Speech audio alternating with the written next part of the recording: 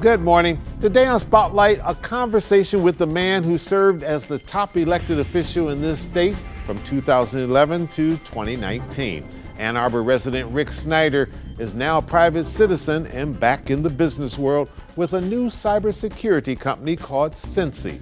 It's a fitting topic for a former governor who has been in and out of the spotlight and now has a personal interest in promoting Cybersecurity Awareness Month. It's Sunday, October the 16th. I'm Chuck Stokes, and this is Spotlight.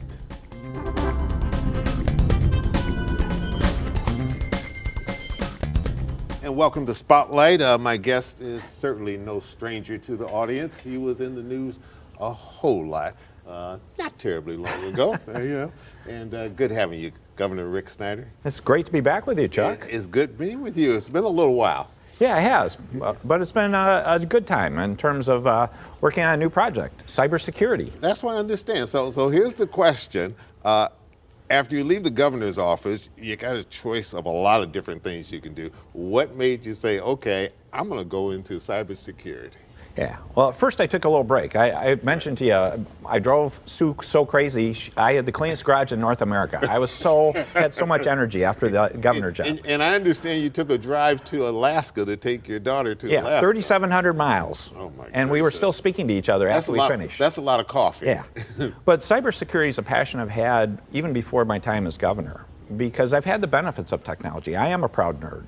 And if you have the benefits of technology, you have to understand there are some scary things out there, and you have to be really responsible to address those. So when I was governor, I made sure Michigan, as the state government, we were the best in the nation.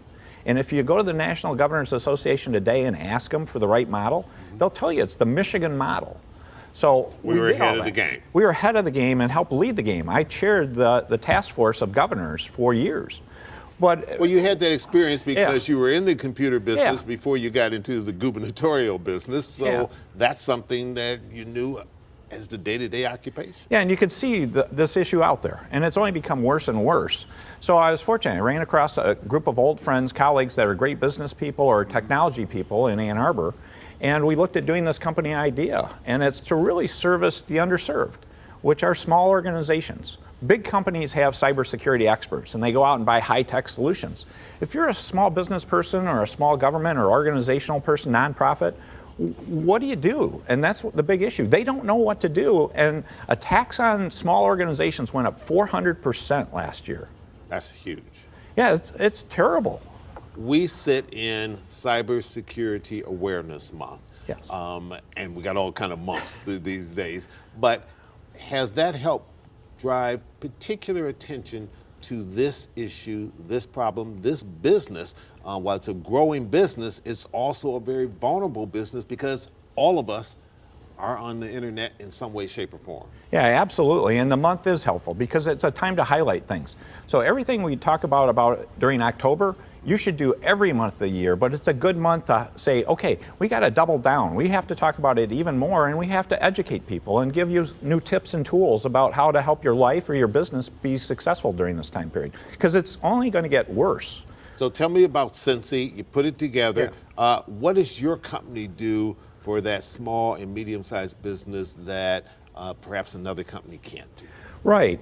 Well, first of all, any company that doesn't have sophisticated IT, they don't know what to do. So what we do is we provide a virtual cybersecurity officer service.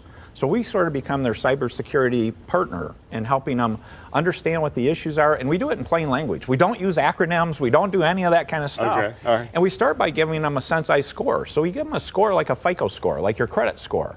So they can see how they're doing. And most small businesses are scoring maybe 300, 400. They should be 700 or 800. So after we give them a score, we develop a health plan for them to get that score up in that range, and then we work with them over time. We do a subscription with them, so we're going to be with them for the long term. That's our goal, is to be their trusted partner. And over time, we're going to be watching things with them. We're going to be helping them. We're going to be helping them grow. The analogy I'd give you, think about being a diabetic. Okay. It's a terrible chronic condition. Sure. But if you do insulin and diet, you can live a good life. You can manage it. Same thing on cybersecurity. It's never going to go away. It's going to be out there. It's a huge threat. But if you work with someone such as ourselves that's helping you do a plan, a health plan, do periodic checks, make your culture an active cybersecurity culture, it's never going to be a top priority for somebody, but it's important. Governor, what should the average person do on a daily or weekly basis just to make sure that they aren't as vulnerable as they could be? Yeah, I'm glad you asked, because there are 2 or 3 simple tips. Again, Cybersecurity Month, you should go check. First of all, one super simple one is make sure you have automatic updates on all your devices and all your software.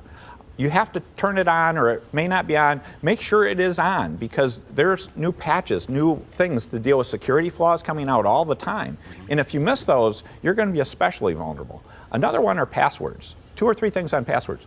I know people don't like it, but do those complex ones. Don't use Chuck as your password. Changing our passwords, and Lord knows we can't keep up with our passwords. Yeah. But the other one is never reuse a password. Okay. Because what can happen is if you use a password, say, for a commerce site where you're shopping and a leak comes and that gets out, they're going to try that password, the bad guys are, against all your other accounts. So if you've reused that, you've left yourself open someplace else. And if you're having trouble, like you said, think about getting a password manager.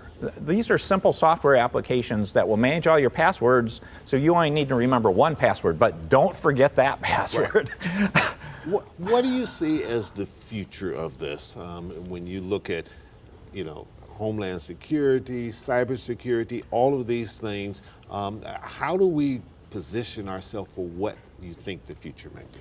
Yeah, it's about being proactive. One of the reactions people get, because cyber is scary stuff, it's alien stuff to most people. I tell people, if I talk cyber terminology, you'd think I was from Mars. And so a lot of this is, we have to make it so it's understandable to people and something that people can engage in, because people need to engage in your own cyber protection. And you need to think about that. So one thing, we're getting a question back sometimes from companies we're working with. They say, I don't think our employees are going to want to do that awareness training. It's going to be a hassle for them. They got enough to do. And I said, that's because you're not communicating the right way.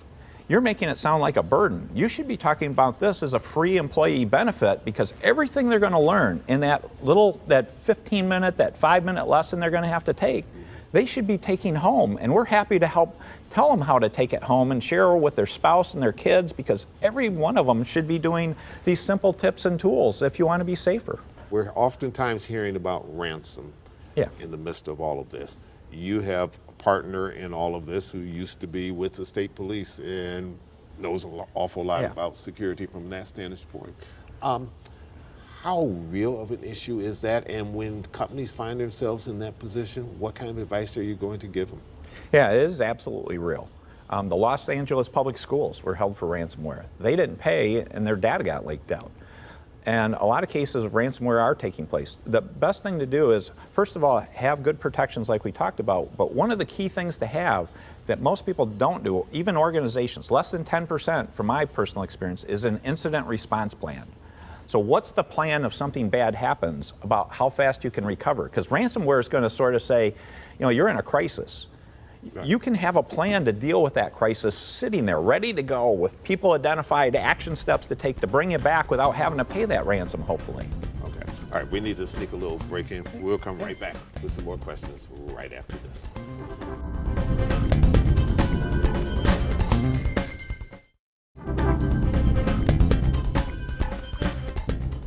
And welcome back to Spotlight, talking to former Governor Rick Snyder, but you always call him Governor. Once you get the title, you can never lose that. Cyber insurance. Yeah. Tell me a little bit about this, and how does it work, and how important is it for small and medium-sized companies to get it? Yeah, we recommend that people get. Can they afford it? Yeah, well, we recommend they look at getting cyber insurance. And usually one thing you have to be really careful of, Chuck, is there's normal cyber insurance, but quite often you need a separate policy or a separate rider for ransomware. So if you just have cyber insurance, you may not be covered for this ransomware question you asked about earlier. So make sure that happens. But cyber insurance will help, is both a yes and a no in terms of helping you and not helping you. It will help you recover. It will help bring in resources to bring you back. But if you have a successful breach on you, even with insurance, it's going to be rough on you. Okay. I mean, it helps you recover. Right. but you're going to take a big shot. But we encourage people to get it. The market right now, though, is crazy because the insurance companies have taken huge losses. Some have taken 90% losses. 90%? Against their premiums. And so it's a wild market now. So one of the things we're trying to do is help give advice to companies about how to even check the boxes on the applications. We're not a broker or a carrier. We don't want to be. But we want to help make sure they're doing the right thing, because you know what happens if you don't check the right box or you do something wrong and you have a claim, you're in trouble. Tell me the best thing about not being governor. When you wake up in the morning now and you say to yourself, no, I don't have to go to my office and ride herd over the entire state of Michigan. On a serious note. Yeah, well, it's an absolute honor to serve, but the issue is you didn't have to worry about that phone call in the middle of the night or the first thing you wake up in the morning to hear about some terrible disaster in the state or a horrific crime or something terrible that's gone on that needs to be addressed. Sure. And so it's nice, I still care. It hits me in the heart. Is there anything about the job that you really miss that you just say, Yeah, well, I'm sorry I can't do that anymore? Well, the biggest thing is helping 10 million people. So the interesting part is everybody talks about term limits, and it would have been nice to have more time to do things, but I took it seriously. You got 8 years. So I never wasted a day. And hopefully you saw that when we interacted. Sure. So it's like every day I woke up saying, I got one less day to help 10 million people. So I'm staying on the gas the whole time. So the nice part is it made sure you never slowed down. But there were some wonderful things. I mean, having the summer residence on Mackinac Island is a special treat for anybody. It's a beautiful place. and Mayor Margaret Dow would tell you that every time she sees you. You just mentioned term limits. That's on the ballot. Are you glad it's on the ballot, that people have an opportunity to be able to change what they originally put into place? The executive branch always had the power, but the legislative branch is saying, hey, we need some changes here because a lot of people feel it's not working the way it is now. Good thing when they tried to do it. I think a lot of people felt that, but then they got in and said, there's some problems and we need to tweak it. Yeah, I think you described it right. Because I think the intent was good, the purpose was good, but the time, particularly in the House of Representatives, being there for only 6 years is too short in many cases to build the institutional knowledge to really do the things that would be most helpful and to get the leadership in place to understand how the place operates. So I think there are some positives in this ballot proposal, giving more flexibility to legislators. You were in office 8 years, had to deal with a wide range of issues. The one issue that seems to keep nagging you after that is, of course, the Flint water. As you look back now, your thoughts, what do you want to say to the people of Flint, and how are you feeling about what has happened most recently in terms of the legal side? Yeah, well, I've said it to the people of Flint, to the whole state, that, I mean, there were issues there that we needed to do better on. And we did. We recovered strong in terms of doing many things. And we need to recognize it's not just about Flint. The people of Flint did suffer. And I feel for them. And I will always feel for them. But look at Benton Harbor. Look at other places in the state. Water is an issue that we need to be more serious about, replacing those lead lines and everything. I mean, we did a number of things to lead the nation about changing the laws and the rules, so those changes need to happen. But we need to follow through and make sure they happen. PFAS is another issue. So there are many things there. In terms of the legal side, I appreciate the Supreme Court. Again, they're independent. They looked at the case. They saw major problems with it. They spoke up and did an opinion that hopefully is going to clear up the legal standings for all of us that have been involved in that. The last hurdle is you've asked for the misdemeanor charges to be dropped. Yeah. You think there's a good chance that the law is going to be on your side on that one? It obviously has worked for others that were involved in this case. Yeah, well, I think the Supreme Court opinion was very clear and very strong, saying that what was done was inappropriate by the prosecutors. How concerned are you about whether or not our democracy is or is not fragile right now, just as a citizen? Yeah, it is extremely fragile. And what happened January 6th was terrible. And I spoke about this for 2 or 3 years while I was still in office, about the need for civility. You did. And it's only become worse. And the bottom line, I tell people... And I remember the meetings that you had, just private meetings, with Governor Milliken, who also was passionate about the issue of civility. Yeah. No, he was a wonderful role model. I always looked up to him and still do in terms of fond memories and great things he taught me. But if you look at it, I would tell people, we're the greatest country in the nation. What's the greatest threat to America? It's us. There are external threats, there are other threats, but it's us. If we can't get along with ourselves, how can you continue that path? You can't. I mean, and think about it. How often do you hear people now just yelling and screaming at people online or in person versus just saying, I want to listen to you. And I may not agree with you, but let's find something we can work on. That was my relentless positive action. No blame, no credit. What's the problem? What's the solution? We need a lot of RPA in this country.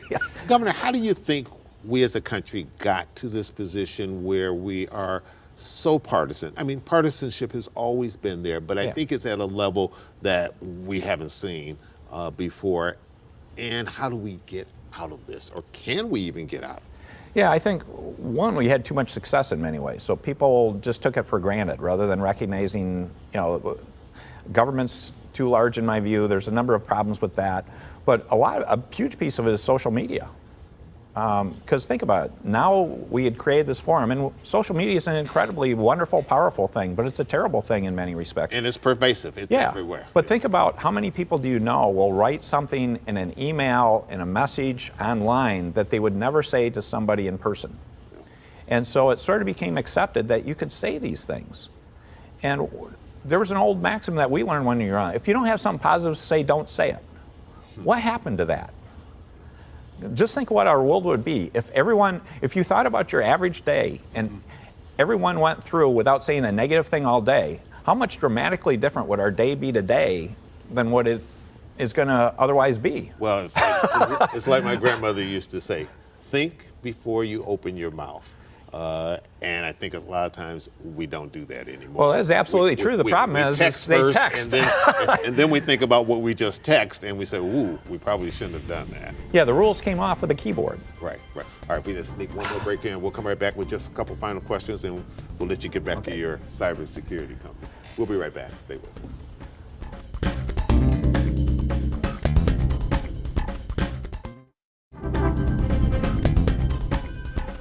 And we're back talking to former Governor Rick Snyder about all sorts of things here today. It's been a while since we've had a chance just to sit around and chit-chat. Current election, I know you said earlier you want to, as a former governor, you want to stay out of this. I'll ask the question and you can tell me or not. I haven't seen you out campaigning or anything of that nature. You getting involved in this election in any way, shape, or form where you feel it's best to stay out? Largely staying out of it.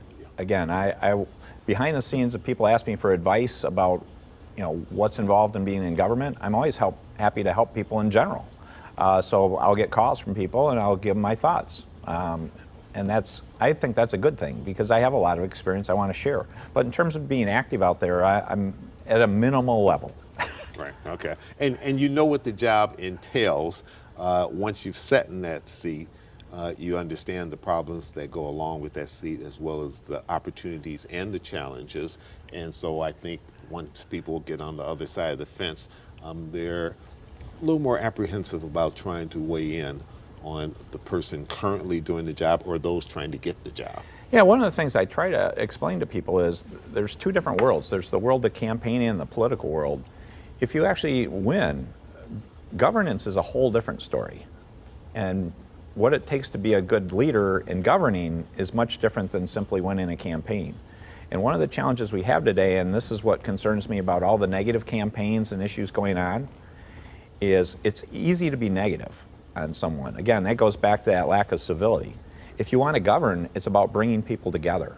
The only way you can govern effectively is to work with the other side, to find that common ground, to do things. And I think I was very successful at doing that because I didn't criticize anyone because do you think anyone, after you call them names or you say they're bad people or they're doing something bad, are going to be excited to work with you? And so the problem is people are building up these huge negative accounts, sort of, in terms of how they act and behave, and then they all of a sudden say, let's work together. It's like, that's not how human nature works. So this is, again, where we need to get back to more of this relentless positive action philosophy of, let's find common grounds. Let's talk about what the issues are and how we're going to make the country better. Think about how many ads have you seen on TV that have actually been positive to say, we're going to do something good, versus something's bad. Do you see any key signs out there that your grand old party will get back to the grand old party as you knew it rather than the grand Trump party? I think there's some real good people. I think we need to work hard on that.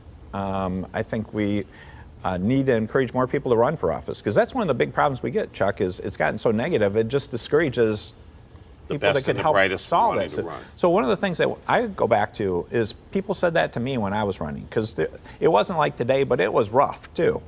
And people would say, why in the world would anyone want to run for office? And I said, you just told me why I should be running for office.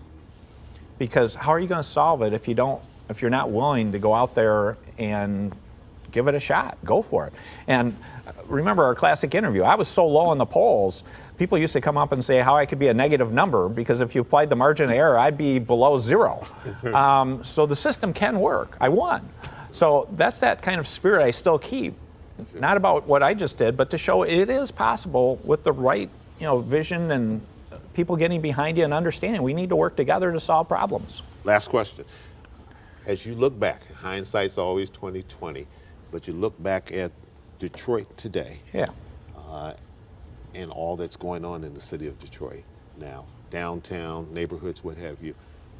Are you even more convinced that the decision that you made in terms of pushing Detroit towards the bankruptcy and saying you got to deal with that was the right decision, as controversial as it was at the time? Oh, absolutely. That's one of the proudest decisions I made. Toughest decisions I made too, if you think back in history. Well, you caught a lot of heat for it. Yeah, but Detroit wouldn't be where it's at, but for the fact we did the bankruptcy. I mean, there are a lot of other good things going on with the private sector and some other neat things going on, but until the city was able to operate effectively, and it wasn't going to be able to do that with the debt burden it had, there was no way. 70–80% of the budget was just going to go to pay debt. The bankruptcy needed to happen, and that sort of cleaned the slate, so the government then could be a participant with all the other good stuff going on. And I think it was a great thing to achieve. Governor Rick Snyder, always a pleasure sitting down and talking with you. This is one of many conversations we've had, and it's always a pleasure. And best to you and your family as well. And we'll be back with some closing thoughts right after this.